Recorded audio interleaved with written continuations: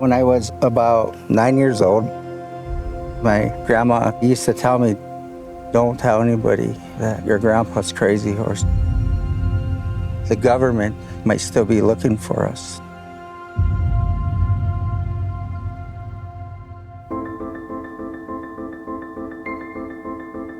As America marks 250 years of independence, this sponsored program, presented by Ancestry in partnership with CNN Originals, explores how Americans from all walks of life help shape this nation.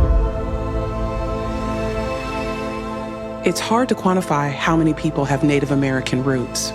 Only because people take on different identities, and so the racial designation that they may check may not necessarily be Native American. I have a citizenship card for the Cherokee Nation. So I'm a citizen of the Cherokee Nation and I'm a citizen of the United States of America.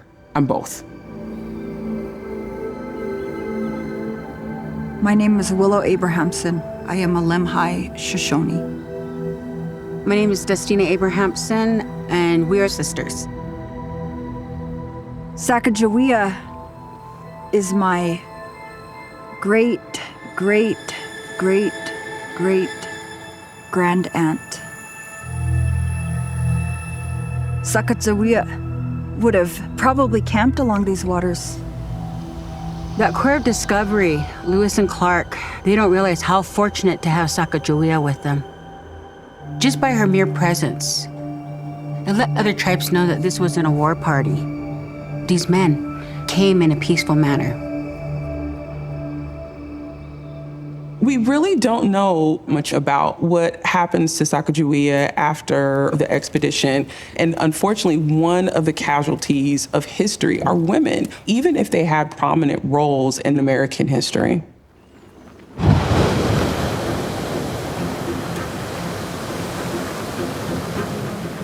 I would say that today Sacagawea is an icon. She was recognized by the U.S. government as being part of the United States Army. Right there, she's one of our first veterans of indigenous heritage. Sacagawea has been commemorated on a postage stamp.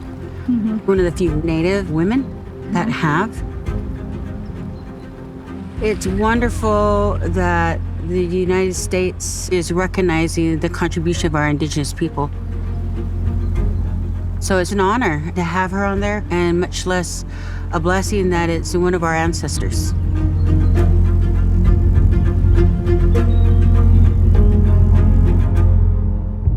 With the expansion west, we have more than 60 million white folks that are in the United States, but then the Native population, conversely, is diminished. And where one group benefited from the westward expansion, the other clearly did not.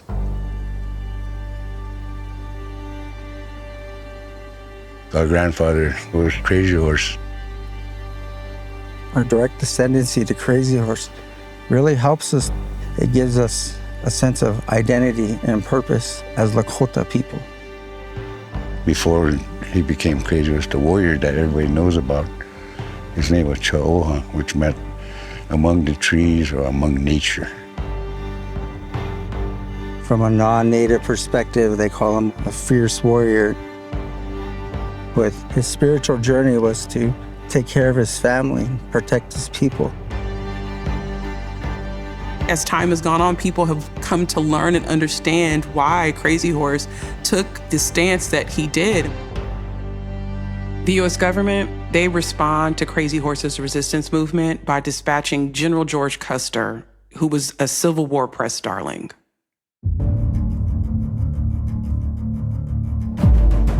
George Armstrong Custer was trying to win a big battle for the 100th anniversary of the signing of the Declaration of Independence. Custer, vastly outnumbered, approaches Lakota village of over 7,000. Advance reports say there are more than 2,000 of Crazy Horse's best warriors. Custer does what he does best. In a moment of recklessness, he orders an attack. But he is outnumbered more than 3-1, ammunition running low, supply lines cut off, and guns jamming. His forces are no match for the native warriors. They're massacred. Custer, the poster boy for American superiority, is killed. The battle only took like maybe 20 minutes. They said as long as it took to eat breakfast. Grandpa came from a long line of medicine men. He was given medicines. He saw visions. It was a vision of his demise, his death. A soldier stabbing him twice, even showed the marks. The government was going to kill him.